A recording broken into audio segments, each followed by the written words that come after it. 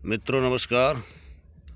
इस बेरफ्तार भागती ज़िंदगी में मैं आपके कीमती समय में से 5 मिनट का समय चाहूँगा, क्योंकि आज के इंसान के पास सब कुछ होते हुए भी समय नहीं है।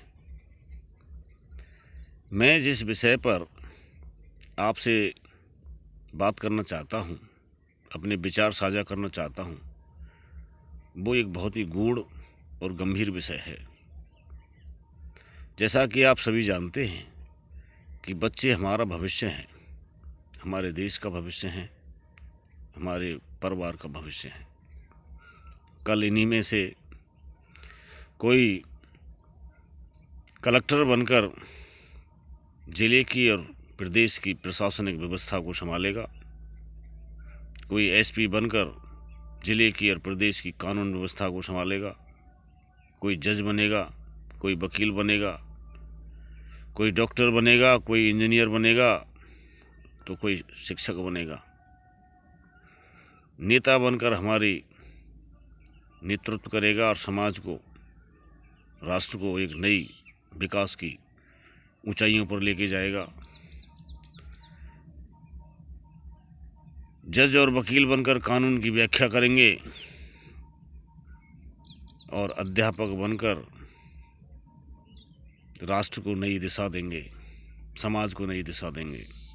लेकिन हमारी भी जिम्मेदारी बनती है मित्रों कि हम हमारे इन बाल गोपालों के लिए उचित संस्कार और अच्छी शिक्षा प्रदान कराएं। इसके लिए आवश्यक है कि हम जिन विद्यालयों में अपने बच्चों को भेज रहे हैं, उनका शैक्षिक वातावरण, वहाँ के अध्यापक, उनके बारे में हमें ज़रूर जानकारी कर लेनी चाहिए। जैसा कि आपको पता है, अखबारों में खबर छपी है कि ये प्राइवेट स्कूल संचालक प्रारंभिक शिक्षा विभाग निदेशालय के द्वारा निकाले गए आदेशों का शासन को ज्ञापन सौंप रहे हैं। अब हर बुद्धिशील आदमी को, विचारशील आदमी के दिमाग में सवाल उठना लाजमी है कि आखिर उन आदेशों में ऐसा क्या है जिनका ये प्राइवेट स्कूल संचालक विरोध कर रहे हैं। मेरे भी मन में जिज्ञासा हुई, तो मैंने उन आदेशों को निकाला और पढ़ा और अध्ययन किया, और मैं इस विषय पर पहुंचा कि अपने विचारों को समाज के सामने साझा करूं, उन लोगों के सामने साझा करूं जिनको जानना आवश्यक है। क्योंकि बच्चे आपके भी अध्ययनरत हैं, स्कूलों में बच्चे आपके भी पढ़ रहे हैं, सबके बच्चे पढ़ रहे हैं। इसीलिए भाइयों, मैं आपको बता देना चाहता हूं कि कुछ दिन पहले प्रारंभिक शिक्षा विभाग निदेशालय बीकानेर के द्वारा एक आदेश निकाला गया था। उस आदेश के निकलते ही ये प्राइवेट स्कूल संचालक उसका विरोध करने लगे, और विरोध करने के लिए इन्होंने शासन के नाम ज्ञापन दिए हैं, जिनमें उन आदेशों को वापस लेने की मांग की गई है। अब उन आदेशों का पोस्टमार्टम करना ज़रूरी है कि आखिर उन आदेशों में क्या लिखा है। तो मैं आपको बता दूं कि शिक्षा विभाग निदेशालय के द्वारा जो आदेश निकाले गए हैं, उनमें पहले ये इस बात का उल्लेख किया गया है कि शिक्षा विभाग के अधिकारियों की एक कमेटी बनेगी, और वो कमेटी स्कूलों में जाकर के वहाँ विभाग के मापदंडानुसार जो इनकी मान्यता मिली है, उन विभाग के मापदंडों के अनुसार इनके स्कूल चल रहे हैं या नहीं, उसका जांच करेगी। और जो स्कूल संचालक इस कमेटी के सामने जांच में सहयोग नहीं करेगा, मांगे गए दस्तावेजों को उपलब्ध नहीं कराएगा, उसकी मान्यता को ऐन वक्त मौके पर ही निरस्त किया जा सकता है। इतना जानने के बाद जब मैंने उन आदेशों के बारे में पढ़ना शुरू किया, तो उसमें पहला जो आदेश लिखा गया है वो जो विद्यालय चलाने वाली समिति या ट्रस्ट है उसके संबंध में है। उसमें लिखा है कि विद्यालय या ट्रस्ट की जो पंजीकरण है, रजिस्ट्रेशन और उसका विधान और कार्यकारिणी, उसकी जांच की जाएगी। आपको बता दें कि कार्यकारिणी जो है इन प्राइवेट स्कूलों की, उसमें बड़ा घालमेल देखने को मिलता है। घालमेल ये मिलता है कि उस कार्यकारिणी में जो सदस्य होते हैं वो प्राइवेट स्कूल संचालक के निजी व्यक्ति होते हैं। समय आने पर अगर बच्चों और स्कूल संचालक के दोनों के हितों के टकराव होता है तो कार्यकारिणी विद्यालय संचालक के हित साधते हैं। इसीलिए इस पर जांच करना विभाग ने ज़रूरी समझा है। दूसरा जो बिंदु है वो है इन विद्यालयों की मान्यताओं को लेकर के। आपको बता दें कि पहले कोई विद्यालय प्राइमरी था, प्राइमरी के बाद मिडिल हुआ, मिडिल के बाद माध्यमिक हुआ और माध्यमिक के बाद उच्च माध्यमिक हुआ। तो विद्यालय की मान्यता तो बढ़ती चली गई, लेकिन विद्यालय के मान्यता के अनुसार उसके संसाधनों में बढ़ोतरी हुई कि नहीं हुई, उस मापदंडों के अनुसार उन्होंने विद्यालय के शैक्षिक वातावरण के अनुरूप अध्यापक, भवन आदि का विस्तार किया है नहीं, इस बात की भी जांच करने के लिए विभाग ने बोला है। तीसरी जो बात है, विभाग के मापदंडों के अनुसार संबंधित विद्यालय के पास भवन होना चाहिए।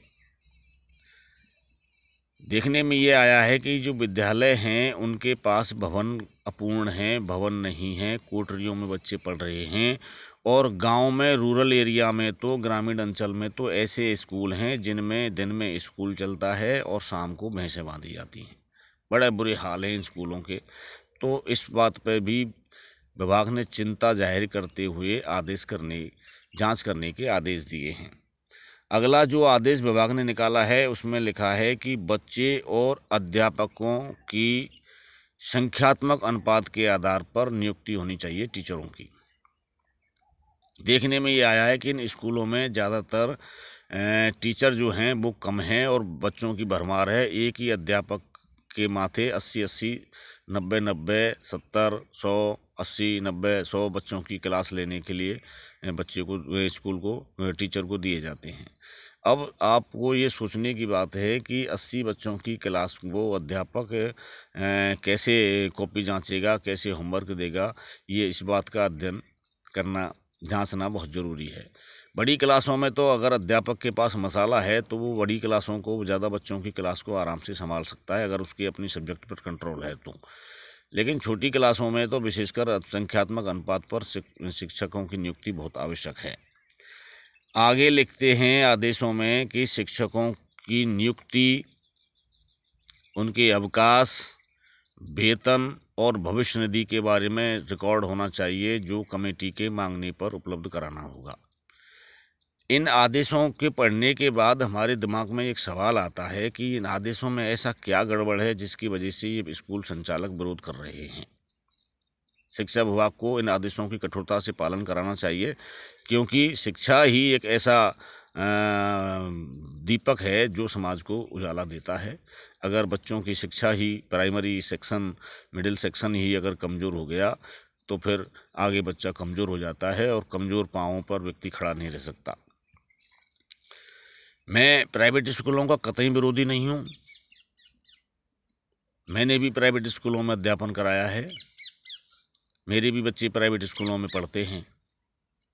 लेकिन मैं उन विद्यालयों के खिलाफ हूँ जो शैक्षिक वातावरण को ख़राब करते हैं, उनके पास संसाधन नहीं है, न अध्यापक हैं।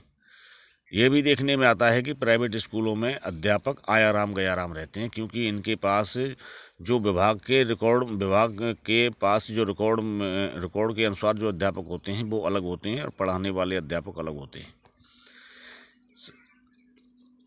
दूसरी बात यह है कि अगर ये प्राइवेट स्कूल नहीं होते तो हमारी शिक्षा व्यवस्था पर बहुत बड़ी समस्या आ जाती। सरकार के पास इतने संसाधन नहीं है कि सभी बच्चों को संभाल सकें।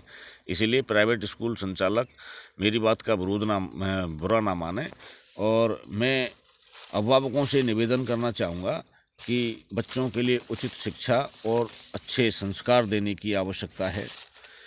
क्योंकि किशोर अवस्था जो होती है वो किशोर अवस्था बहुत ही जिसको नादान अवस्था कहते हैं, इसमें बच्चे की निर्णय लेने की क्षमता नहीं होती है। और अखबारों में छप भी रहे हैं कि किशोर अवस्था में बच्चे हमारे अपराधों में फंस रहे हैं। अभी कुछ दिन पहले अखबारों में इस बात का एक उल्लेख आया है कि बलात्कार जैसे गंभीर संगीन आरोपों में बच्चे फंस रहे हैं, लिप्त हो रहे हैं। अतः अभिभावक सभी बंधु इस बात पर गौर करें। हमारे मनोवैज्ञानिकों ने भी कहा है कि किशोर अवस्था तूफान और झंझावातों का ही उम्र होती है, तो इसमें हमको विशेष ख्याल रखना है, विशेष सतर्क रहना है और बच्चों के बारे में हमको पूर्ण सजग रहना है।